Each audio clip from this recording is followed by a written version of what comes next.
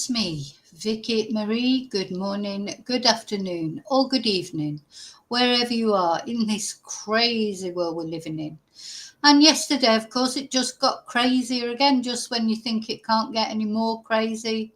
It got more crazy, didn't it, when Charlie Kirk, a right-wing activist in America, was shot and killed while delivering, he wasn't delivering a speech, he was having debates. Now, you may not know much about Charlie Kirk. I certainly didn't know a lot about him. And my son did. He knew about him. You know, I think he's like someone that maybe younger people would know more about. Only 31 years old, married, 2 children, like the face of the right-wing youth, if you like.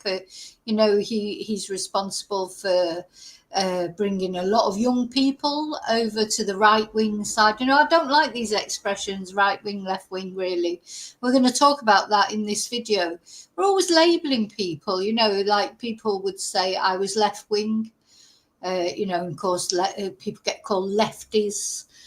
You know, as if it's some sort of insult to be a socialist, or, you know, I'm proud of being a socialist and being left wing.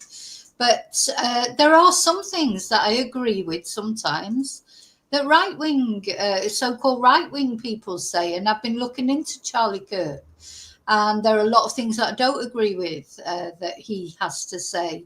And there are a lot of things that I do agree with that he has to say. So, you know, why have we got to be labelled one way or another? To me, I'm just a citizen of this planet that we live in. I have my views.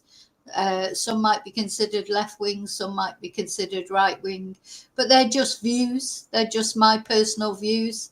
And I've probably got views that would surprise you. Those of you who think of me as left-wing, there's certain views that I've got that might surprise you. And those of you who, you know, you'd be surprised what my views are. But what the most important thing is, of course, in any democratic society, is that you be able to express your views, as long as it's in a respectful way, as long as you're not inciting violence and things like that. I don't, you know, when people incite violence with their views, like calling on people to, you know, set fire to migrant hotels and things like that, that is not free speech. You know, that is incitement to violence. Free speech is saying what you think, you know, whether you agree with, I don't know, transgender people participating in the Olympics, or you don't agree with it, or you agree with abortion, or you don't agree with it, or whatever you agree with or you don't agree with, immigration, you know, you're entitled to your view as long as you're respectful and don't incite people to violence over it. Violence is a no-no in any circumstances, and that is why this is so awful, whichever side of the political fence you're on, that Charlie Kirk should be shot and killed. At the end of the day, he's a human being, 31 years old, married, 2 children. Whatever his views are, the answer to deal with people who have different views than you is not to shoot them, because then that just makes your cause, whatever you, because we don't know yet who shot him. It's the shooter is still at large, has not been apprehended. So we don't know a motive. You know, we presume that the motive, everybody's presuming that it was some left-wing loony, you know, who killed him for his views, but we don't actually know that, to be honest. We don't know exactly the reasons. But it was a very, very, it's horrible. Of course, the video is all over social media. I won't be showing that. But, you know, a lot of people have shown it. It's so disrespectful to show this horrible video. Anyway, I was up most of the night as soon as I saw that news, and then saw that he had in fact died, because initially, you know, it was just coming through that he had been shot. And then there was some hope, you know, there was some talk that he'd been stabilized in the hospital. But then when you see the video, you can see that he was probably dead before they took him off the stage. He was probably dead instantly. It's a very strange thing. It was a very good shot let's say, whoever shot this guy, they hit exactly the right spot, his carotid artery, and it seemed like apparent immediately that he would be dead if you do watch the video. So who did do it, and who was such a good shot? So when we have there's a lot of things that we're going to look at. One of which is the sort of plan of the campus and where they think that the person shot from. Tell you what, there must have been a bloody good shot to shoot from that distance, so accurate, right in his carotid artery. That, you know, that's not what just anybody could do, put it that way. So it makes you wonder, are they ex-service people, you know, or if that is where they shot from, of course, because we don't actually know yet the proper circumstances. So it reminded me a lot of the Kennedy assassination, the JFK assassination. You know, this guy's there, ironically enough, talking about gun crime. And that's exactly what he was talking about as this shot rang out. And also, you know, it makes you wonder, there was absolutely no security at this event, apparently. No security whatsoever. One of the witnesses said they didn't even check the tickets. There was no, you know, nobody checked anybody's bags or checked for weapons. Or so, you know, it wasn't, I suppose, maybe Charlie Kirk, although he's quite famous in America, maybe he's, you know, obviously if Donald Trump was speaking, especially after his assassination attempt, you can bet there would be a lot of security, but apparently there was no security. So that's going to be something that has to be looked at. So apparently Charlie goes around, or he went around all the, you know, he appeals especially to the youth in America. He goes around the university campuses to talk. He gets into open debate. I've seen some of his debates with people. He, as I say, he's got a lot of views that are not my views, but he's open about his views at least. And, you know, he encourages people to debate. So suppose that's a good thing. And now he's been shot dead. So where does that leave America? I think America, really, ever since Trump got in the first time, there's like a civil war going on in America that's just not been declared. Because although Donald, of course, is incensed and saying, oh, you know, this is disgusting, but Donald has encouraged violence himself. It's like with Donald, it's, yeah, violence against the Democrats seems to be okay, but not, obviously, not against his people. You know, and it, of course, the uprising in Washington when Donald Trump lost the election and Joe Biden won the election, and it was, people were actually worried, would he even leave? You know, and then there was the insurrection, and he supported that. He's never condemned it. He doesn't condemn violence as if it's against his own people. You know, he only condemns it if it's against his people. He doesn't condemn it against others. He was also very ungracious about when Nancy Pelosi, the Speaker of the House, her and her husband got burgled, didn't he? And her husband got injured. He was like not sympathetic about that at all. And most of, you know, so the thing is, this disregard for people's personal safety, it's not just exclusive to lefties. You know, this is Donald Trump, in my opinion, that started it all. And now you're in a situation in America where people just can't debate about anything. They can't debate. It's just, you're an idiot. You shouldn't believe. And not only that, not even just calling people idiots, but actually, you know, aggressive towards them, violent towards them, if their views aren't agreed with. It's very dangerous state of affairs, and it's sort of infecting Britain, I think, as well, and probably other countries. You know, it's just like, this is my view. If you don't agree with it, I'm going to have a riot, or I'm going to attack you, or I'm going to shout at you. Nobody seems to just be able to have normal debates anymore. And that's what, you know, political society is, the battle for ideas. But your battle for ideas is not supposed to be propagated by violence. It's supposed to be propagated by words. You know, just it's a very scary world, isn't it? When everybody's so angry about everything. You know, the anger. It's like you could just light a touch paper and the whole world would go up in flames. Anyway, so that's what we're going to be talking about.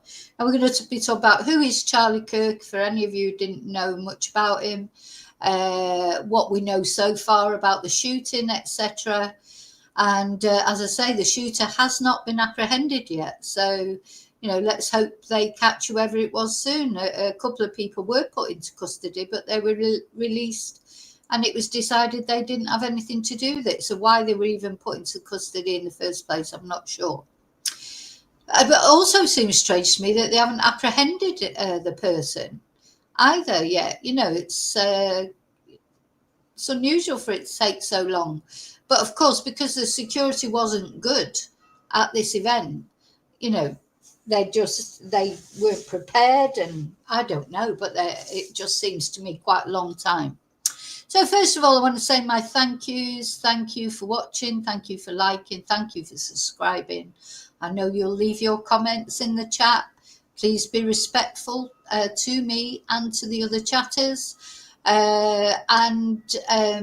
Yeah, what else? A special thank you to my members. We've got members live tonight. Today is a Thursday, so I hope you'll join me in the members live, where we chat about different things. I've got some sort of personal, more drama in the Vicky Marie Chat's house. Every day's a drama, one way or another. There's more drama yesterday.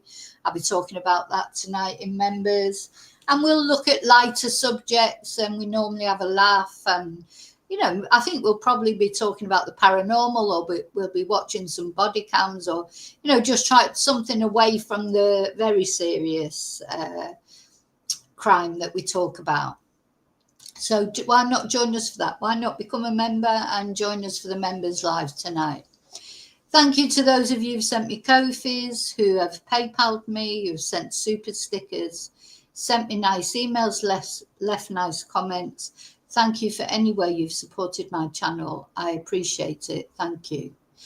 Right, let's take the banner off.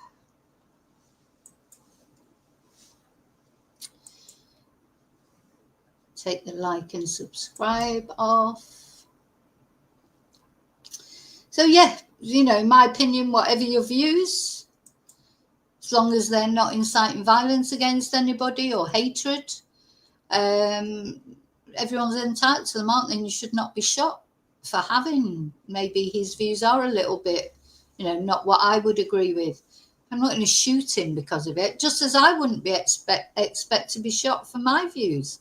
Why is the answer always shooting? But one thing I do want to say, and that we're going to look at, Charlie was an avid protector of the right to bear arms, etc.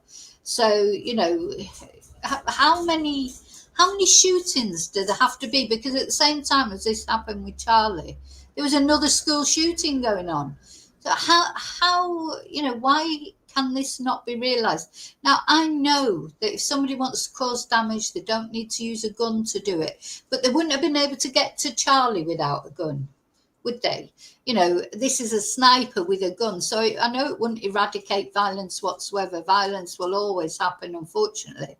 But guns make it so easy, don't they? They just make it so easy. And there's, it's not rocket science, is it? You just have to make it as difficult as possible. You'll never eradicate violence completely, of course not. But you can make it a little bit more difficult. What else did I want to say? Oh, yeah. So now I'm going to say hello to everyone. Hello, lovely lurkers. Thank you for watching. Hi, trolley dollies. Had a few of those lately. I think sometimes when you're talking about contentious subjects, you're always likely to get trolls. That's fine, no problem. Enjoy the video. I hope you enjoy the video, and thank you for helping my algorithm. I'm not going to comment on any trolls that come on today. It's just life's too short. I can't be bothered. You just want attention anyway. What next? Oh yeah. So now I'm going to come in. Oh, hello, replay crew. Thank you for watching. If you're watching on replay, and I'm going to come into the chat now and say hello to those of you who are brave enough to venture into the chat.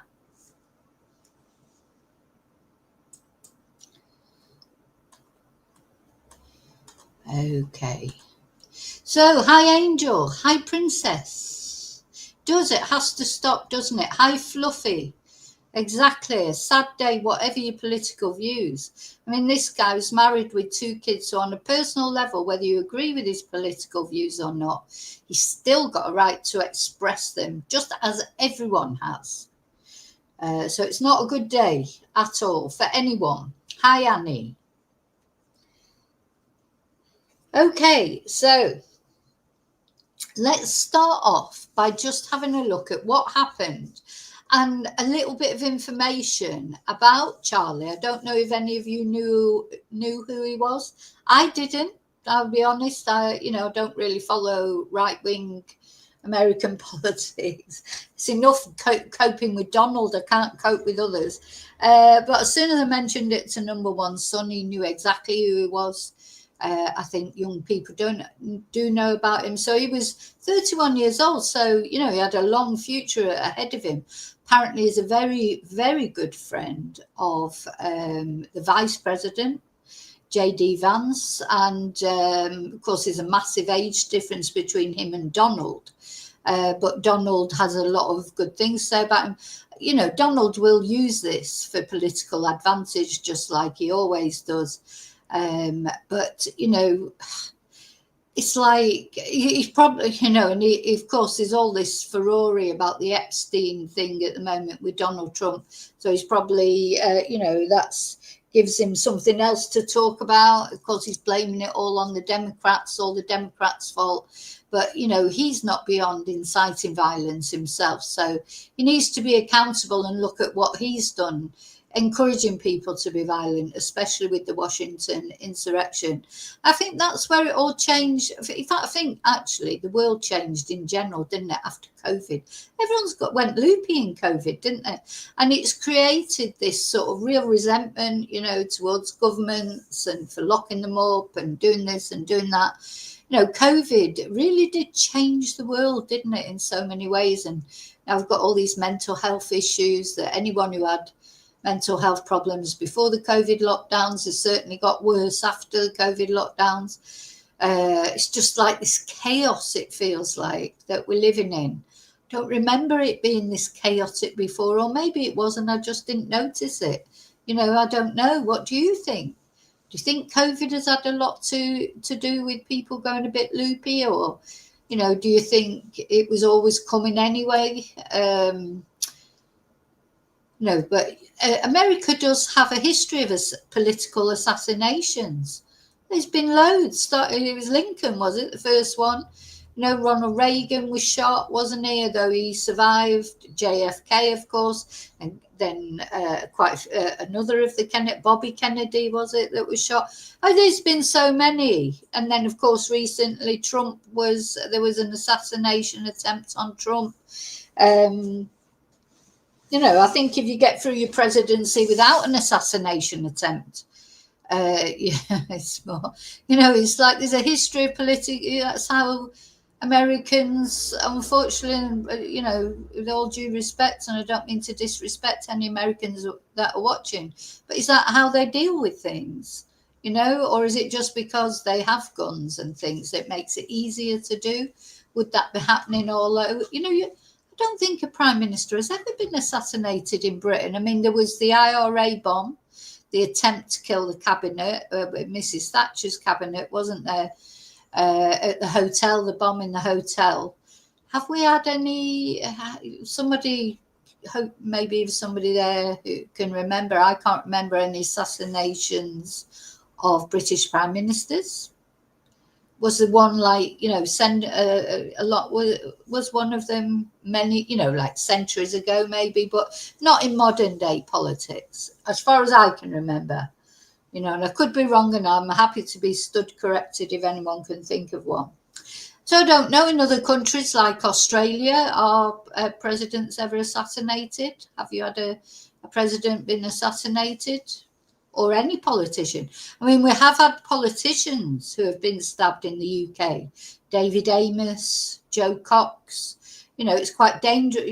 But these are recent. There's this climate of, I don't know, hatred towards politicians as well. It just never used to be like that. And now 10 Downing Street is protected like a fortress. It never used to be like that, did it? People have been moved back, so you can't get anywhere near the actual door of number 10 now because of all the, the violence or the death threats that politicians receive, etc. It's not good. It's not good because whatever you think of politics, it's not good to threaten someone's life just because you don't agree with their political views or what they're doing. That there's no place for that in a modern democratic society, is there? Not in my opinion, anyway. So as I say, I don't know how much you know about Charlie. Hi, David. Yeah.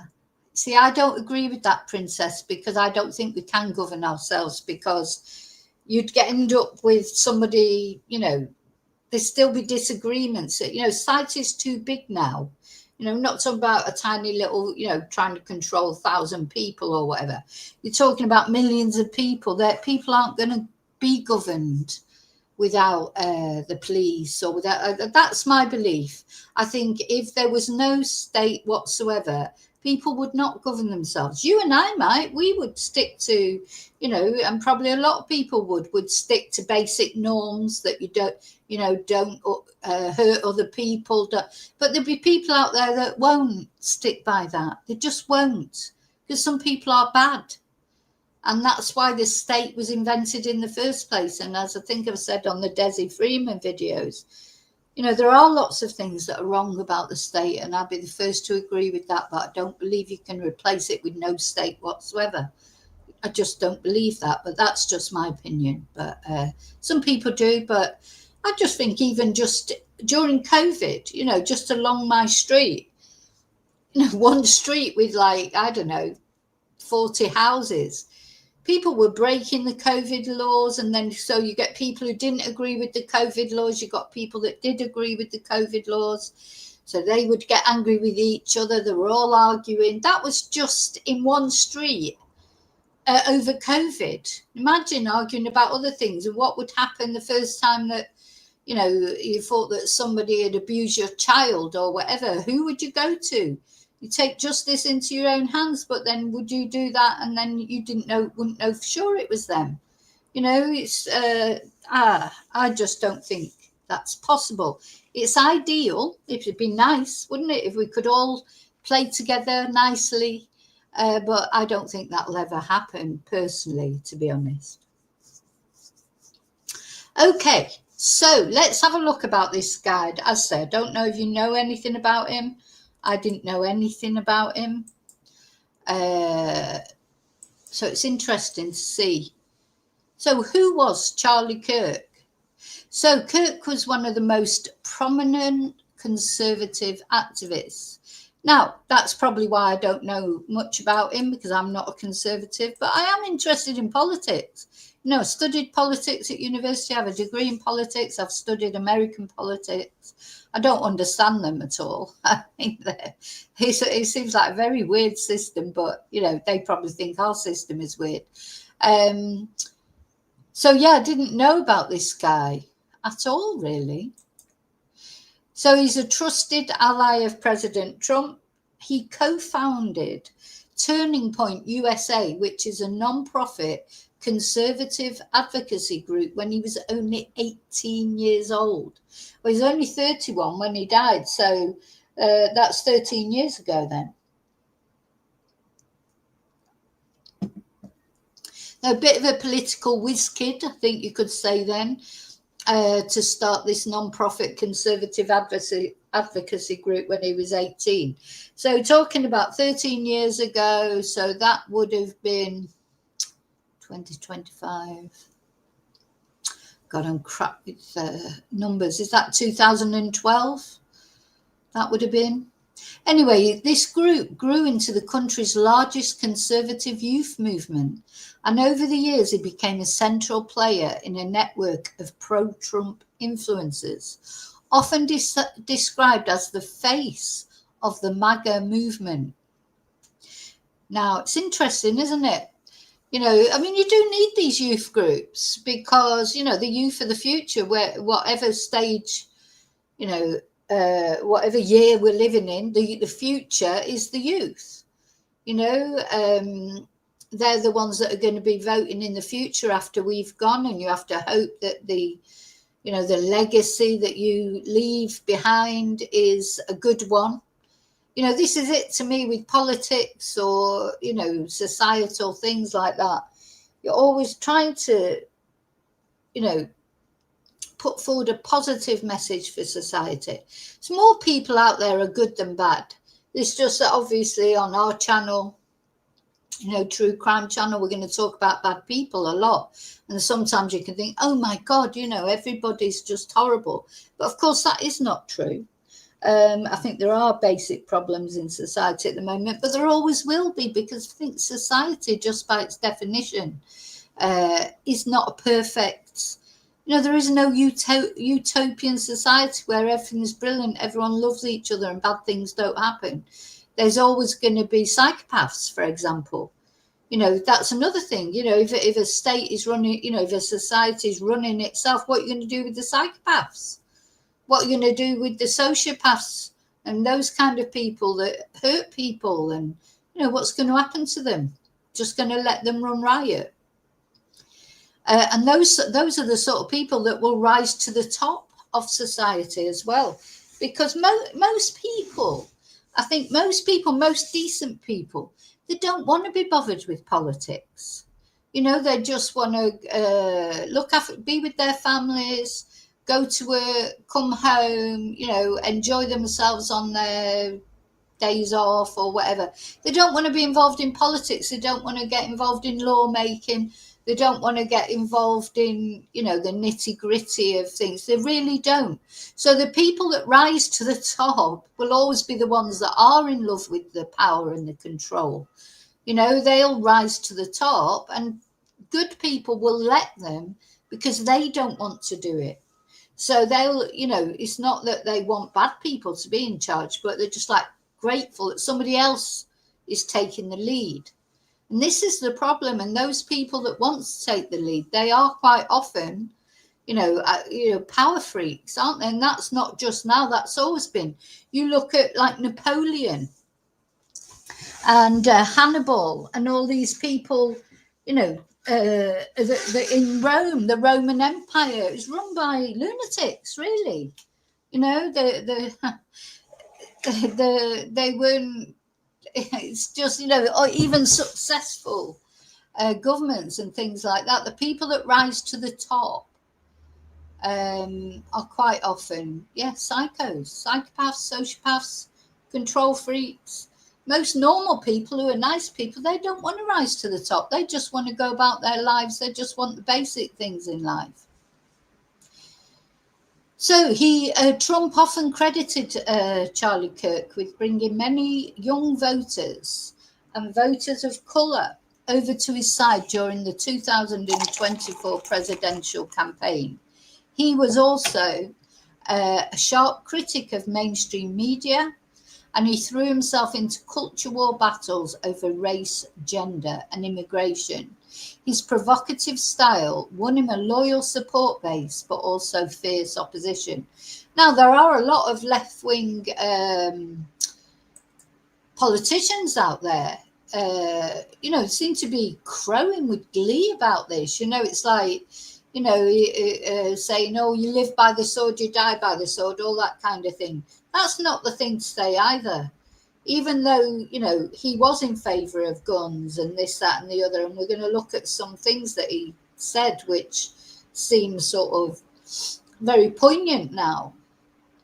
When he said things he said about schools, when he's been questioned about school shootings, and he virtually saying, well, this is just a byproduct of the fact we're free to bear arms. You know, it's just like one of those things, just got to suck it up as part of the Second Amendment.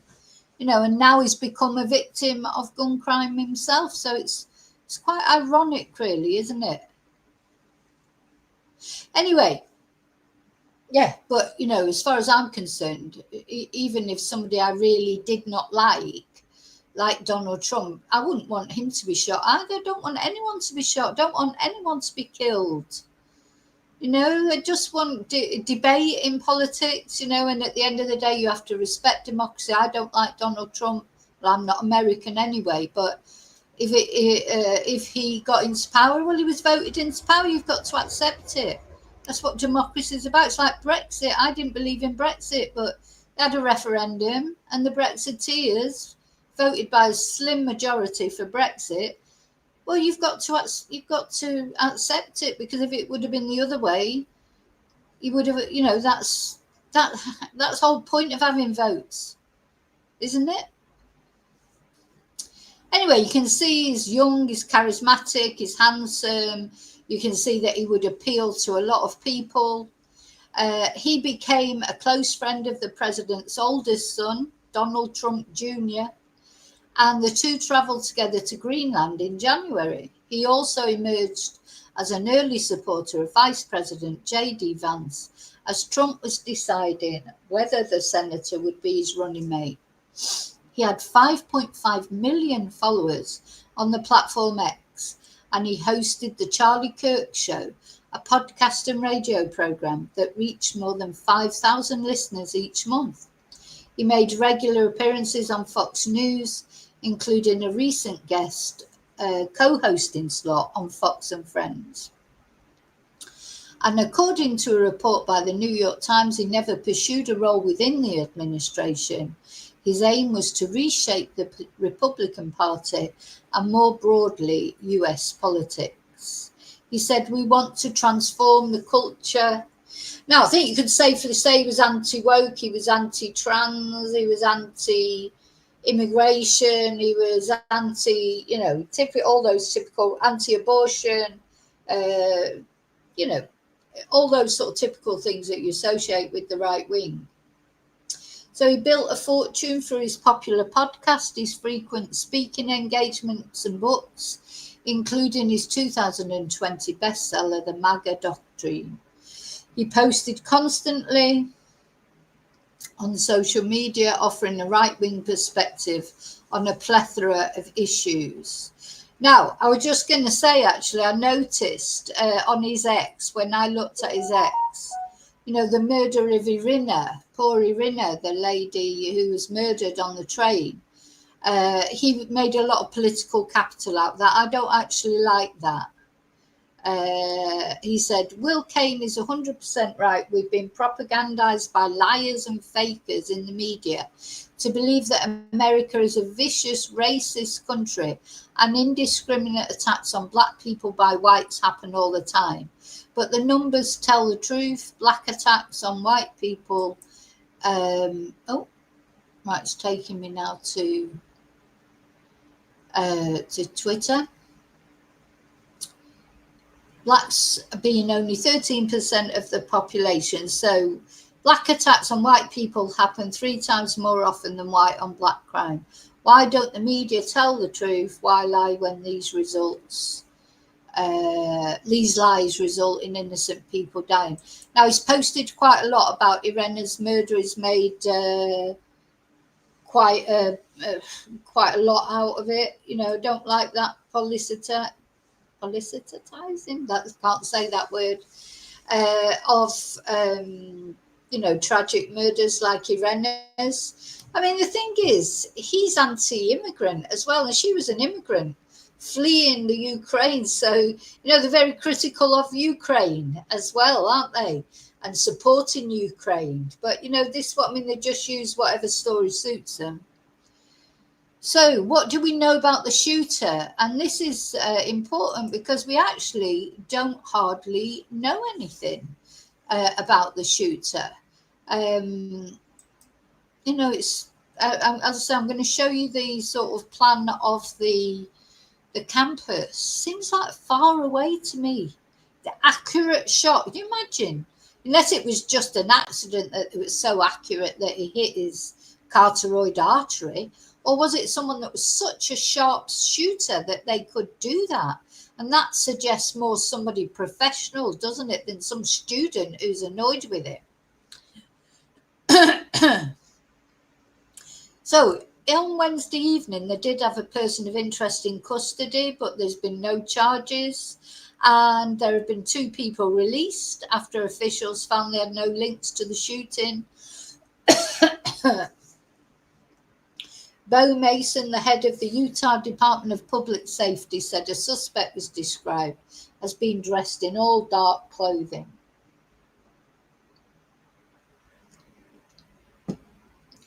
Only 1 shot was fired as well. So, that, gosh, I mean, you know, were they so, you know, 1 shot from that distance? It's incredible, really, I think. Almost seems too incredible, if that makes sense, that somebody, it has to be somebody who's really good at shooting, put it that way. So only 6 officers working the event, and more than 3,000 people in attendance. No security, you know, no control. Not, I say, this lady who was talking, who attended the event and saw the shooting, she said we didn't even have our tickets checked. But he had a private security team with him. This is a dark day for our state, tragic date for our nation. I want to be very clear that this is a political assassination. Well, you know, you don't actually know that yet, Governor Cox, until the person's actually apprehended. I don't think you should really make statements like that. I mean, it probably is, to be fair, it probably is a political assassination, but we don't know. Now, is this where we could see the campus? Let's have a look. I'm going to show you. Oh, let's have a look. So this is what Trump had to say. Oh, come on, stop doing To my great fellow Americans, I am filled with grief and anger at the heinous assassination of Charlie Kirk on a college campus in Utah. Charlie inspired millions, and tonight, all who knew him and loved him are united in shock and horror. Charlie was a patriot who devoted his life to the cause of open debate and the country that he loved so much, the United States of America. He fought for liberty, democracy, justice, and the American people. He's a martyr for truth and freedom, and there's never been anyone who was so respected by youth. Charlie was also a man of deep, deep faith, and we take comfort in the knowledge that he is now at peace with God in heaven.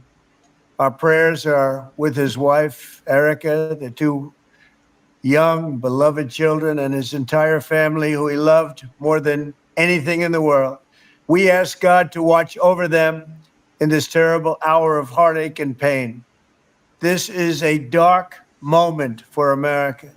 Charlie Kirk traveled the nation, joyfully engaging with everyone interested in good faith debate. His mission was to bring young people into the political process, which he did better than anybody ever, to share his love of country and to spread the simple words of common sense. On campuses nationwide, he championed his ideas with courage, logic, humor, and grace. It's a long past time for all Americans and the media to confront the fact that violence and murder are the tragic consequence of demonizing those with whom you disagree day after day, year after year, in the most hateful and despicable way possible.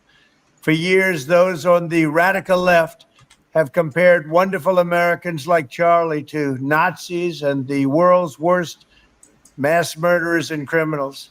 This kind of rhetoric is directly responsible. Now, he's just reading that from a thing, isn't it? I tell you, he's not very well, Donald Trump. I've thought it for a while. He doesn't look well. He doesn't sound well. He's reading direct. You know, you think he could have really given a spontaneous speech with just a few bullet points over something like this. But he's reading off the thing, and he's very stilted. And just when he says this about, encouraging violence, and then he starts talking about like the radical extra left. He does it all the time. All the time. Incites people. You know, he can't talk. You know, it's like he could have given a more conciliatory speech in the sense of, look, this is a time for all Americans to stand together. We won't have this attack on free speech. There's so many other ways he could have given this speech, but he's not. It's just stoking the fire, making it even worse. This is a terrible thing that's happened. And most, even left-wing politicians, they've come out and said how terrible it is. This has got to stop now. Yet not him. He's still inciting divisions.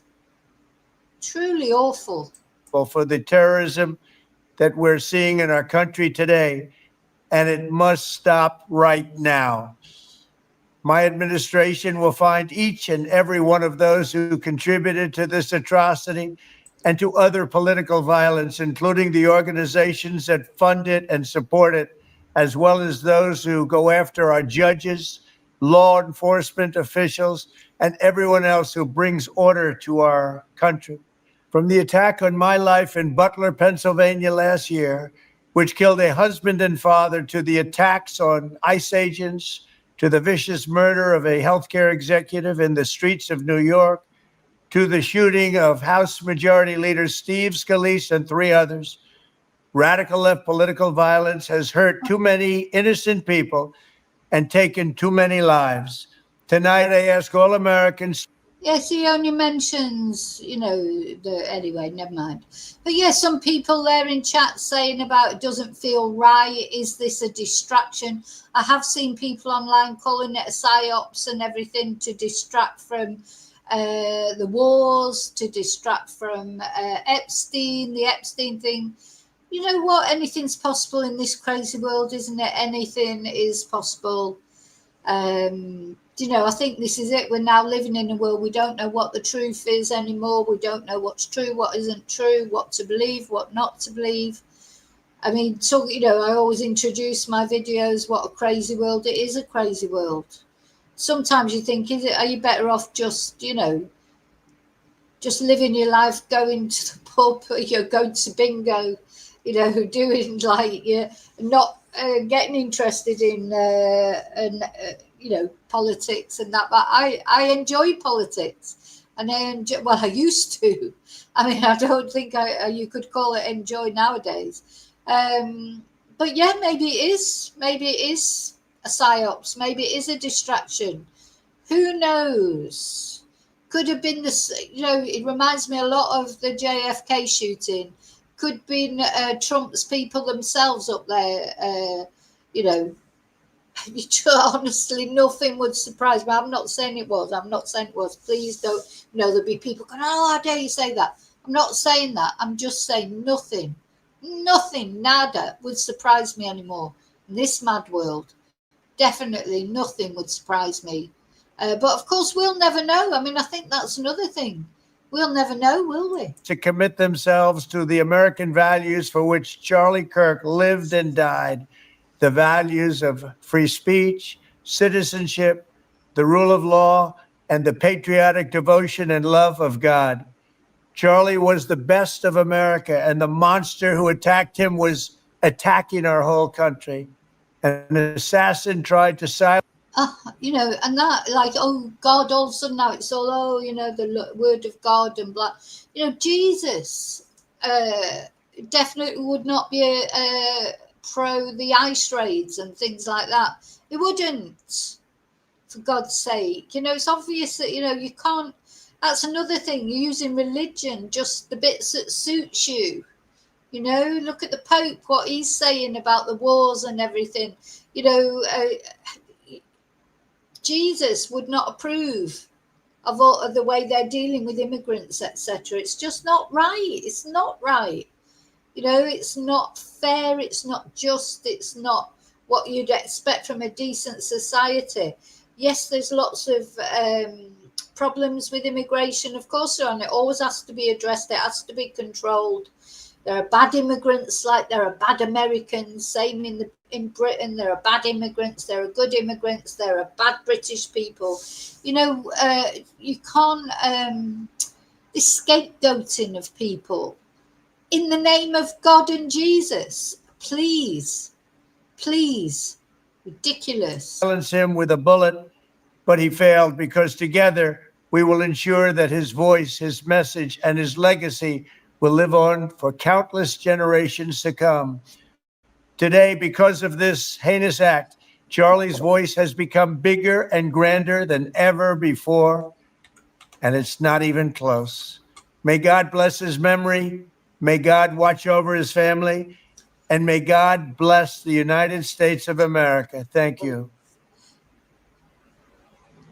Sorry. So that's Trump. That's what Trump's had to say about it. You know, make of it what you will. A lot of people love Trump. I know that. A lot of people be angry because I don't. But there you go. That's just my opinion on Trump. So both Democrats and Republicans have quickly denounced the shooting on social media and in Congress. Joe Biden said there's no place for this violence. It must end now. Jill and I are praying for Charlie Kirk's family and loved ones. The former Vice President Kamala Harris wrote, I condemn this act. We must work together to ensure this does not lead to more violence. I think this is just the beginning. You know, well, it's not even the beginning in America, but it gets worse now. And J.D. Vance said, eternal rest grant unto him, O Lord.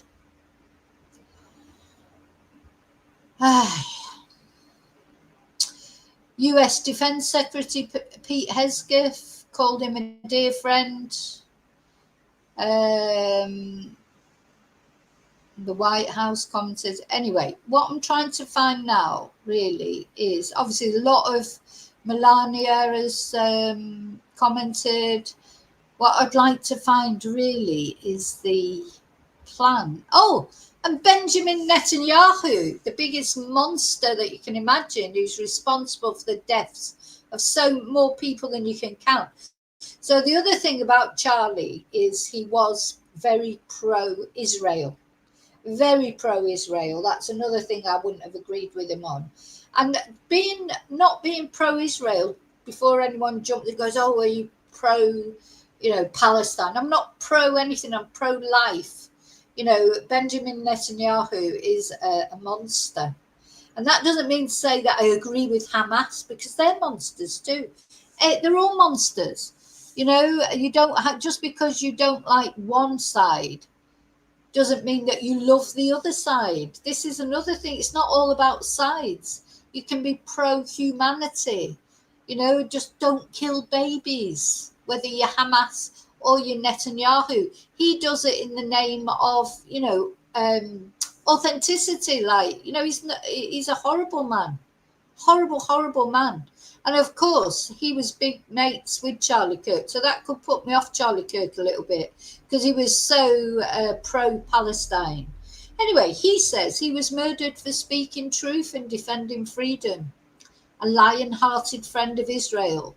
He fought the lies and stood tall for Judeo-Christian civilization. Ooh. I spoke to him only 2 weeks ago and invited him to Israel, but sadly that visit will not take place. We lost, oh God, it takes me to X, hang on. We lost an incredible human being. His boundless pride in America and his valiant belief in free speech will have a lasting impact. Rest in peace, Charlie Kirk. So as I say, it doesn't endear me to Charlie that Benjamin Netanyahu thinks it's great, unfortunately. So Keir Starmer has Turning Point posted is George W. Bush. So these are all the the plaudits, the Turning Point, of course the place that he founded, the non-profit right-wing youth group that he founded. Keir Starmer, American author Stephen King. The motivation of the man who shot Charlie Kirk isn't clear, although he's probably mentally unstable. What is clear is it's another example of American gun violence. Stephen King, he's a Democrat, isn't he? He's very anti-Trump. So where can I find, where was I looking at? Right, I'm going to put that one down. Somewhere I saw a plan. Oh, right. Now the next thing I want to look at, oh, it's here, I think. Is it here on the Al Jazeera?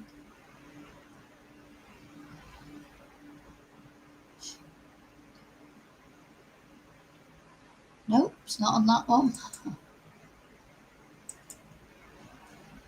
There's something that I was watching. So yeah, apparently a single shot was here. Now you have a look at this and tell me, this would have been a difficult shot, wouldn't it? You're talking about a single shot that was fired.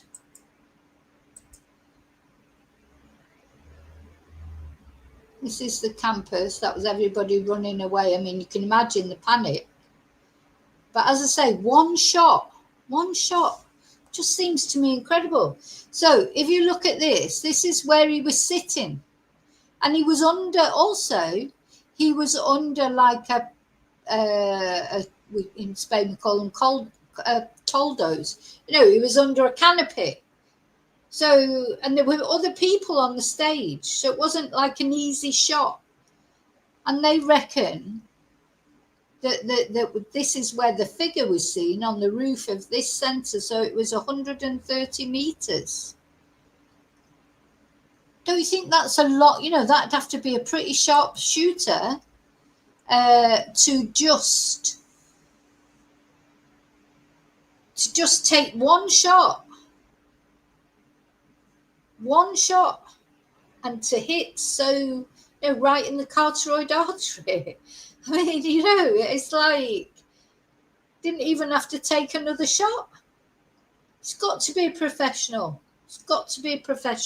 I think, one way or another. Whatever the reason was for shooting Charlie, but that has got to be a professional. If that's what happened, and they shot one shot to a man who's sitting under a canopy, surrounded by other people. There were other people there on that stage, and this shooter has taken one shot and hit him right in the very place where it would kill him instantly. Well, it could have been in his head. Maybe he was aiming for his head, and he ended up. Maybe it's just accident of where he actually hit him, but just seems amazing to me. They've got to be a professional one way or another. If that was some college kid with a grudge, they're not going to be that sharp on target, even if they've been practicing. That you're talking about, that is somebody who's definitely professional one way or the other. As you say, MI5, FBI, Secret Service, ex-serviceman, possibly. Maybe it's an ex-service person with a grudge or whatever, but definitely somebody who knows about shooting. That is not just by accident that he caught him in the carotid artery. If that's what happened, of course, what we've got to remember is we're still getting information. We don't know exactly if that is what happened. That's what they're saying, where they think the shooter was. Seems like a very long way away to me. So if that is what happened, that has to be a professional. So yeah, he was sitting around 130 meters away from the Losay Centre when he was shot. A dark shape appeared to be seen on the roof of the centre when it happened. We've plotted the scene on the map above. And BBC verifiers examined social media footage of people claiming to show a shooter on the roof of the building at Utah Valley University. But it cannot be verified when the clip was filmed. So there he is on one of his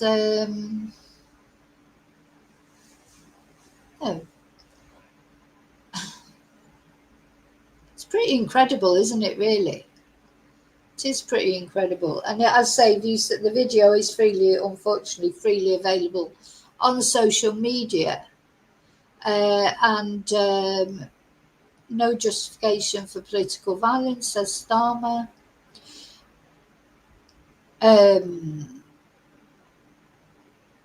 Yeah, is that what happened? I'm going to try and find, yeah. Now then, there was like some chatter released, some police chatter, and they were saying that they thought that the person had left they must have been seen leaving the campus. There he is again. J.D. Vance said he was a true friend. Sister of murdered British MP Jo Cox condemns the violence. Yeah, you shouldn't be violent towards politicians. You know, if you agree with them, don't agree with them, whatever. And yeah, now Schwarzenegger is a very ardent anti-Republican, isn't he? Because he's an immigrant who's done well in America and contributed a lot to American society. But he said we must walk back from extremes. It's true. Extremes are not good.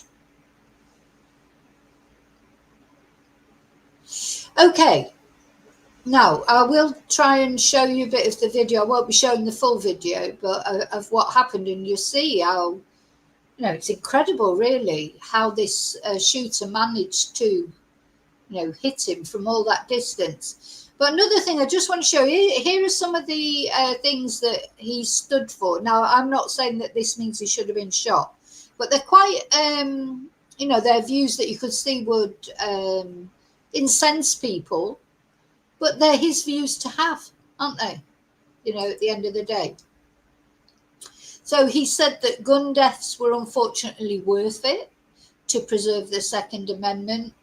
He said that transgender identity was a mental disease needing brain treatment. He refused to use pronouns. He said, I will not call a man a woman. I'm not agreeing or disagreeing with any of these, by the way. I'm just saying these are things that he said. He demanded a nationwide ban on gender-affirming care. He quoted scripture about homosexuality as an abomination, deserving death. He called Martin Luther King Jr. a myth and said the Civil Rights Act was a huge mistake. He spread COVID-19 misinformation and likening masks and vaccine mandates to medical apartheid. He suggested mass incarceration as a fix for the housing crisis. He advocated for public televised executions, even for children to watch. He dismissed black competence and made demeaning statements about black women.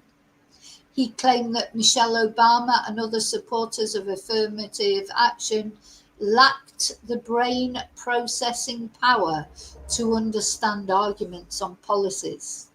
He also made undermining comments towards black pilots, and he said, if I see a black pilot, I'm going to be like, boy, I hope he's qualified.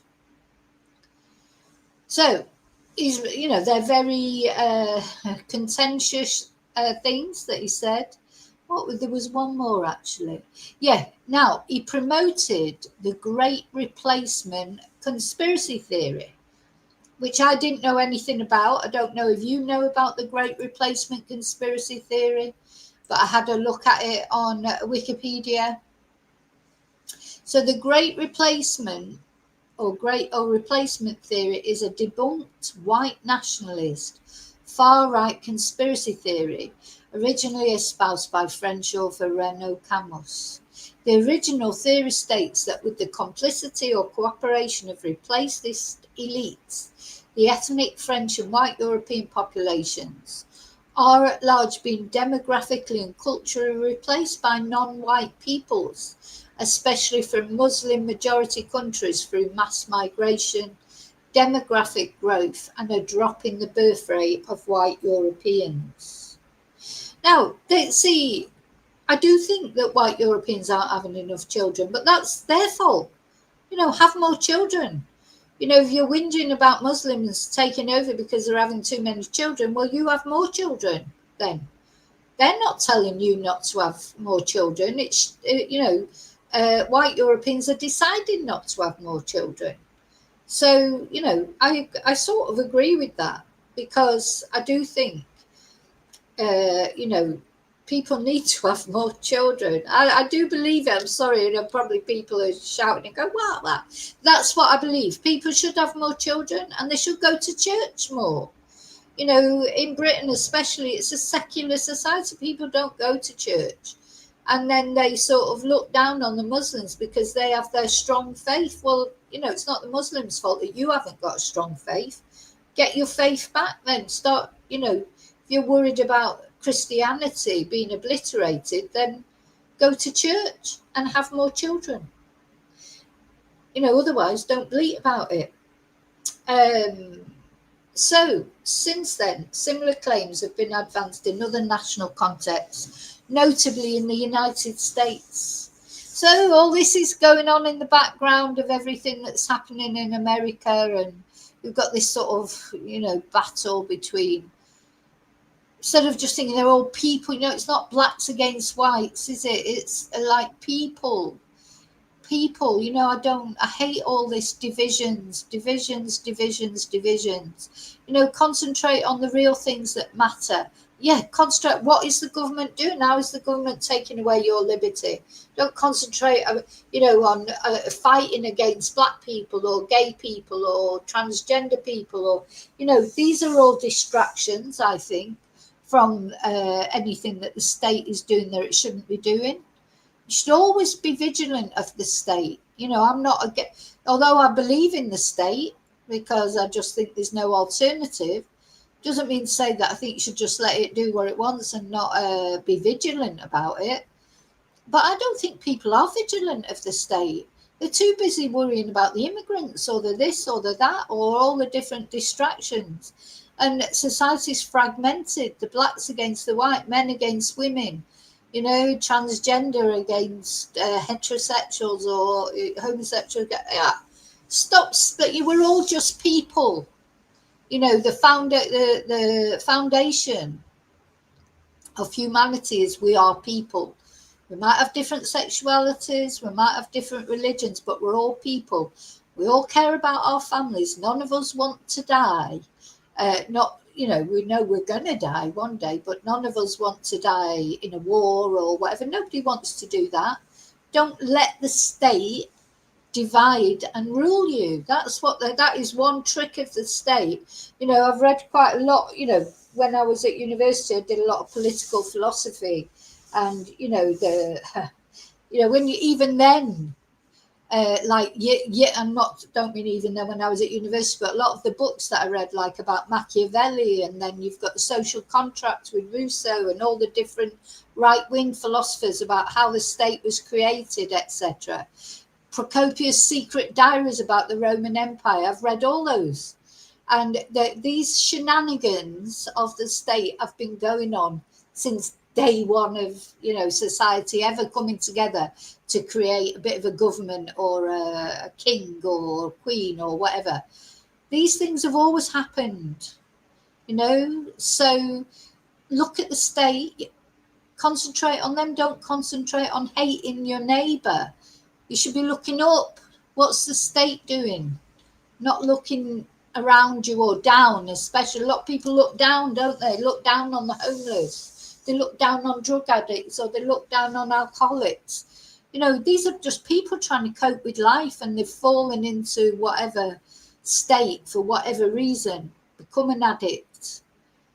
They're not the people you should be looking at. You should be looking up. What are the people up there doing to protect your safety, or to help these people with mental health issues or with addictions?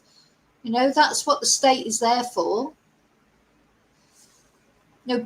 Society created a state to protect them, but it's turned out now it's like the state is all in it for itself. Anyway.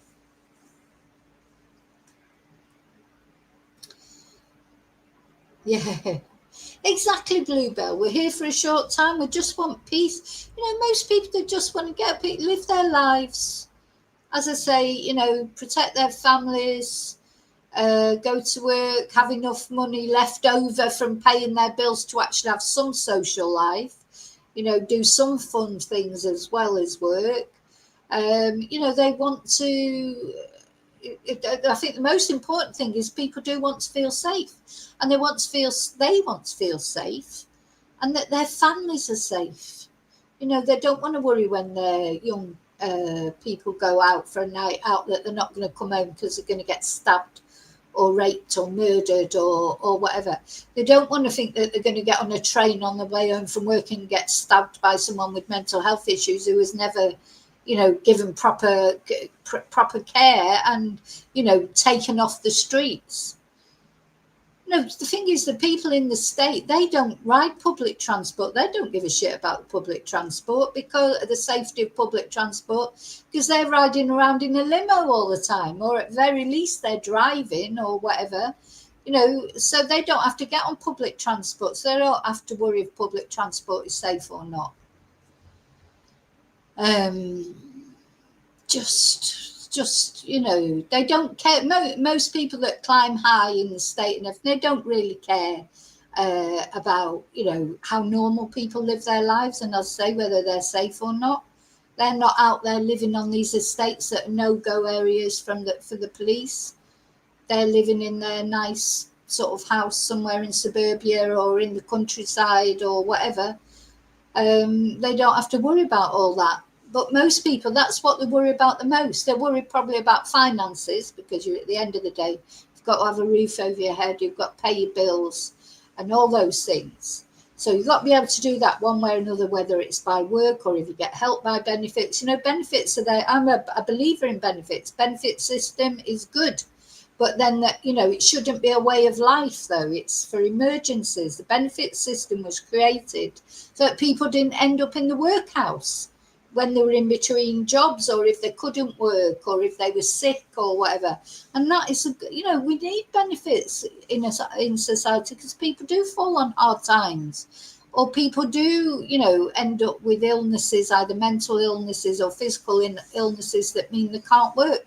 They should get benefits, but it shouldn't be a way of life for people, that people get better. There's probably a lot of people out there who can work and probably would feel better if they were working, to be honest. But you've got to make it worth it for people to work as well. People aren't going to work for less money than they get on benefits. That's the other thing. It's a big thing, isn't it? It needs a whole new sort of way of looking at it. But most importantly, safety, isn't it? If you're not safe when you go out, or your children aren't safe when they go out, or you're not even safe in your own home half the time. Do you know what I mean? It's like, it's just terrible. You should be safe. To just live your life. Live your life in your little bubble with your family, friends, whatever. Do whatever you want. I mean, maybe you want to live on your own. You should be able to live on your own. And this thing about not being able to sort of walk your dogs in the early hours of the morning in remote places because you might get attacked and murdered. Terrible. You should be able to do that. You should be able to do anything you want. It shouldn't be you that's locked up and can't go out, and you're like a prisoner because you can't go anywhere because you don't feel safe. It should be the people that do these things that need sorting out, not released again and again. Anyway. Right.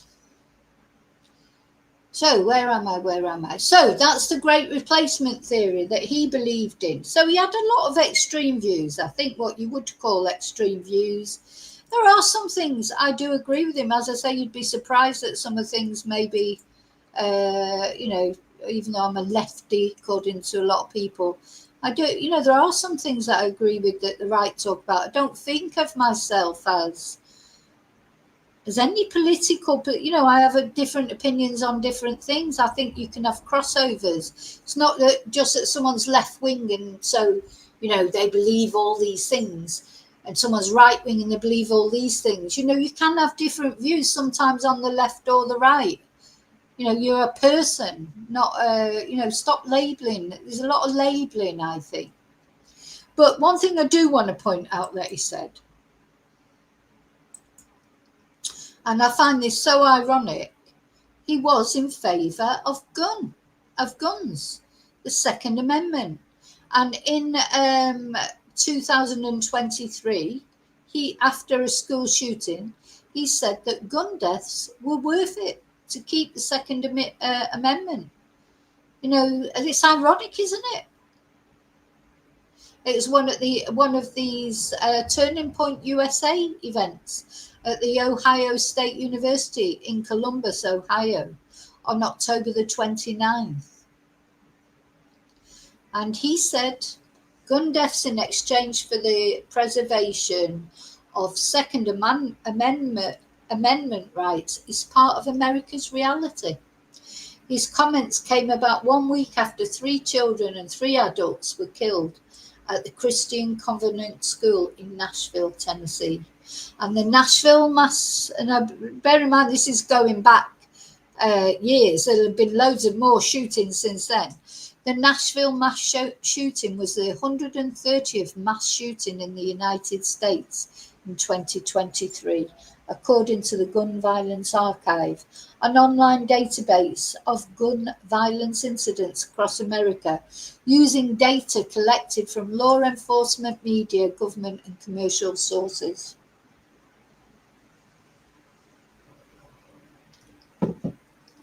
The US has averaged more than 1 mass shooting per day since the start of 2023, as per the archive, which puts the nation on track to exceed the 647 recorded mass shootings of 2022. Well, I'm going to have a look at it in a minute and we'll see where it was last year, but 647 mass shootings in 1 year. You know, that's not right, is it? It's not right. It's not normal. It should not be. You send your child to school and you've got to worry. So they're not even safe at school. They're not safe at home. They're not safe out in the woods. They're not safe anywhere, not safe in their own garden. Disgusting, isn't it, really? People should be safe. And this is what he said. It's worth to have a cost of, unfortunately, some gun deaths every single year so that we can have the Second Amendment. Come on, let's have a look at that. Now, we must also be real. We must be honest with the population. Having an armed citizenry comes with a price. And that is part of liberty. Driving comes with a price. 50,000 people die on the road every year. That's a price. You get rid of driving, you'd have 50,000 less auto fatalities. But we have decided that the benefit of driving, speed, accessibility, mobility, having products, services, is worth the cost of 50,000 people dying on the road. Yeah, I don't think you can compare driving with gun ownership, can you? Because driving is pretty much essential, you know, for a functioning society. Gun ownership is not essential. It's not essential. It is not like driving. So we need to be very clear that you're not going to get gun deaths to zero. It will not happen. You can significantly reduce them by having more fathers in the home, by having more armed guards in front of schools. Jesus. We should have an honest and clear reductionist view of gun violence, but we should not have a utopian one. You will never live in a society when you have an armed citizenry and you won't have a single gun death. That is nonsense. It's drivel. But I think it's worth it. I think it's worth to have a cost of, unfortunately, some gun deaths every single year so that we can have the Second Amendment to protect. Oh my God, the irony, isn't it, really, when you think about it? So I wonder what his wife thinks about that now and his children. You know, is it worth it? I mean, you are always going to have some deaths, that's for sure. You know, it'd be, as he says, it would be utopian to think that you could eradicate them completely. But you could cut them down. I mean, they're not just, you know, they're out of control. It's not just a few, is it? It's a lot. Our other God-given rights. That is a prudent deal. It is rational. Nobody talks like this. They live in a complete alternate universe. So then how do you reduce? Very simple. People say, oh, Charlie, how do you stop school shootings? I don't know. How did we stop shootings at baseball games?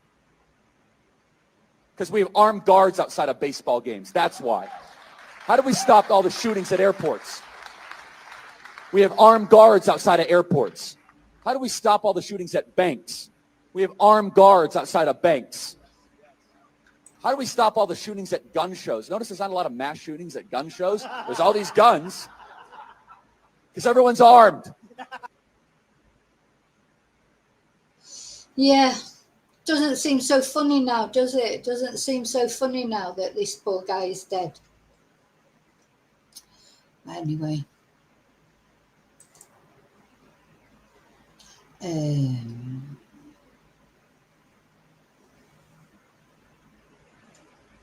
Now it's 430 feet, David, away, the shooter. 430 feet. The shooter was away, not 150 yards. No. Well, this is where the person was seen on the roof, 450 feet away. So that's why I'm saying, if that was the shooter, it had to be a bloody good shot, you know? So 450 feet away, the person on the roof that was seen. I'll show you that on here. Look, that's this centre. This is where he was shot. Look at the distance. 430 feet away. So, got to be somebody professional, in my opinion. So, what do you think about it all?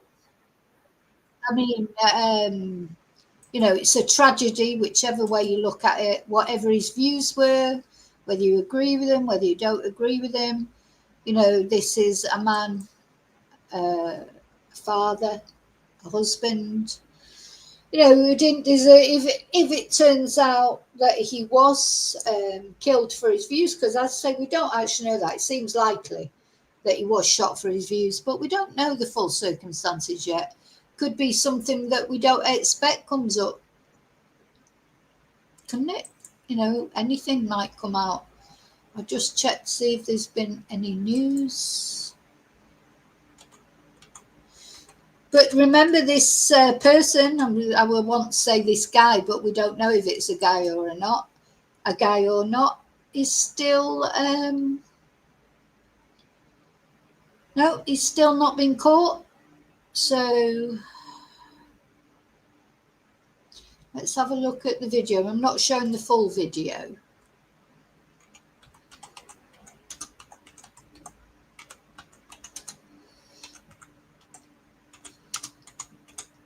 So he was just addressing a question on shootings, on transgender shootings. He was literally just talking about that, and boom, just happened. See if I can find the video. I don't want to show the graphic one, the full video. Let's have a look at this.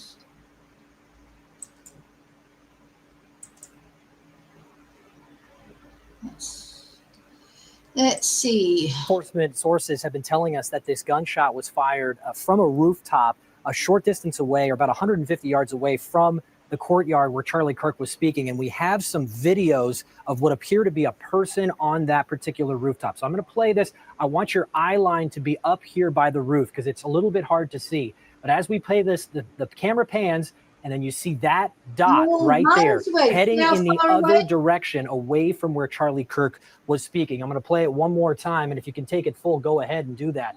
But here we go. This shot pans the crowd.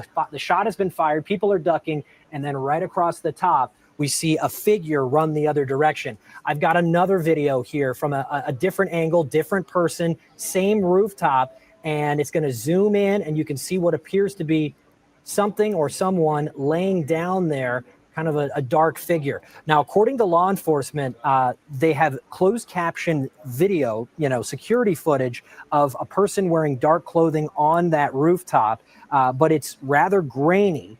Law enforcement is saying at this point that they have a person of interest in custody. So I wanted to kind of do a little bit of an explainer on what that means. The term person of interest is not an official legal term. It's a law enforcement term that they use. And it's when they have someone that they've detained who is not formally accused of a crime. They believe the person may have information about the crime, but it's kind of a broad term. It could apply to someone who might be directly connected, or it could apply to someone who might just be a witness. The term suspect is a legal definition. It's a legal term. It's when law enforcement has probable cause and they have, formally accused someone of a crime. When someone is declared a suspect, it triggers certain legal protections. That person has to be read their Miranda rights. So by not classifying this person as a suspect, they can continue questioning him without reading him his Miranda rights. I want to jump back into kind of a look at the map here, because I can show you a little bit more with fine-grained detail on where this was happening at Utah Valley University and where Charlie Kirk was shot. So as we zoom in, you can see Sorensen Center Courtyard. That's where Charlie Kirk was speaking. He had a little tent down there. We learned just a couple of minutes ago that there were about 3,000 people in the crowd. That's coming from Utah Valley Police. And University Police say they had just 6 officers working security for that crowd of 3,000. As I back out, here's where the critical location is. So come back out to me. This is a building called Lossy Center. And the videos that I showed you, and according to law enforcement. So do you see what I'm saying? So Charlie was in a canopy thing here. There was 3,000 people around him and people up on the under the canopy with him. And somebody shot him from there and hit him so accurately right in the carotid artery. Well, do you know what? That's like, they've got to be a professional. That's where they believe the shot was fired. I've measured it out using Google Earth. It's about 150 yards from where Charlie Kirk was. We know from law enforcement there was just one shot fired, a single shot. So we're waiting for information on that. This all happened at 12:20 local time there in Utah. Take a look at the video here. You can see the reaction from the crowd. People just start running. It's chaotic. And so we are obviously waiting and gathering more information on that. I've been monitoring live pictures from the scene. It looks like our camera that's live from the scene just went down. It's been kind of intermittent. I can actually bring it. Now there's a video, the video is released of him actually getting shot, which, as you say, Dave, it's very graphic. It shouldn't be circulating on social media. It's awful that it's allowed to happen that. But to me, it just looked like he would have been dead instantly. And then there's another video circulating of him being carried out, to the car to be taken to hospital. He looks deceased, bless him. There was so much blood. He couldn't have survived that. I think he would have been instantly dead. I hope he didn't know anything. Okay, they just brought it back. So this is a live picture of what the university looks like right now. They're kind of directing traffic. We also saw law enforcement moving around with a working dog in the. It's amazing, isn't it? Life goes on. Life goes on. There's Charlie not going home to his wife and kids anymore. And in the meantime, life goes on and the university carries on. The world carries on revolving, doesn't it? That courtyard area, obviously gathering evidence. So a lot more to come. Last thing I want to leave you with is this. We've been highlighting throughout the broadcast the emotional impact on this. And I want to bring up a post that just came in from Notre Dame Prep in Scottsdale. This is where Charlie Kirk's wife attended. And they write, "It is with a great sense of sadness and community that we offer our condolences, love, and prayers to Erica Fransby Kirk and her children on the death of her husband and father, Charlie Kirk. Our faith tells us this is not the end. Just as Christ is risen and lives forever, so all of us will rise at the last day." So a lot of emotion here in the newsroom and throughout for folks. Oh, and I can bring up that post. Here's the post I was referencing, but it shows a photo there of Charlie Kirk and his wife, a graduate of Notre Dame Prep in Scottsdale. From the newsroom, I'm Derek Stahl. I'll send it back to you. So it's very sad, isn't it? I mean, just so sad. You know, whatever you think of him and his views, and as I say, a lot of his views I certainly wouldn't agree with, but nobody should be shot for their views. Nobody. So I hope, like, there's two ways this can go. I suppose it could create a what's the word? Sort of, you know, the thing is, the party, I can't, you know, from what Donald Duck has already said, he's not toning down his political rhetoric, but he's telling everybody else they need to tone down theirs. But he's not coming out, you know, he's the president of America. He's the one who's supposed to be promoting calm in a situation like this now. It should be, let's all, you know, we're all Americans, we're all working together. You know, it shouldn't matter what our views are. These are the sort of things he should be saying. But no, he's not. He's pumping up the rhetoric even more at the same time as telling other people not to. I mean, it's just ridiculous. And yeah, it'll take, I suppose, attention off him. But I really do feel like there's something funny about Donald Trump at the moment. I don't think he is very well, and you know, he's a very elderly man, doesn't it? But you know, he's an elderly man. And there's not many young people. I suppose J.D. Vance would be the obvious replacement if anything did happen to Donald Trump. It'd be J.D. Vance because he's the vice president. At least he's younger, you know, he's got more energy. You know, again, I don't agree with all his views. I agree with some of them.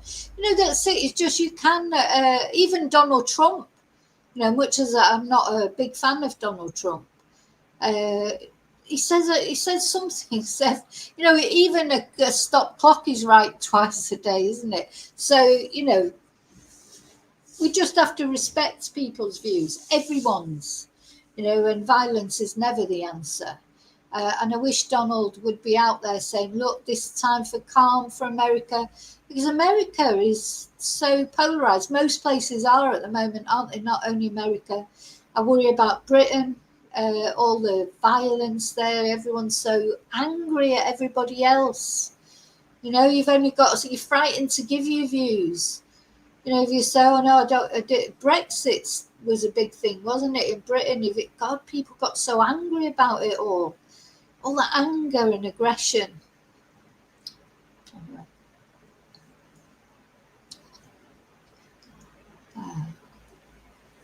Yeah, it didn't look natural, did it, Bluebell? But he never looks that natural, does he? But no, that's actually not true, because normally, to me, that is not Donald's way of talking. I agree with you. Normally, Donald, that's why the press love him, don't they? Because you never know what he's going to say. You know, he doesn't come out with prepared speeches and stuff. He just starts saying, oh, well, yeah, she's a really nice person, or, you know, or not. Or he just says what he thinks normally without a script.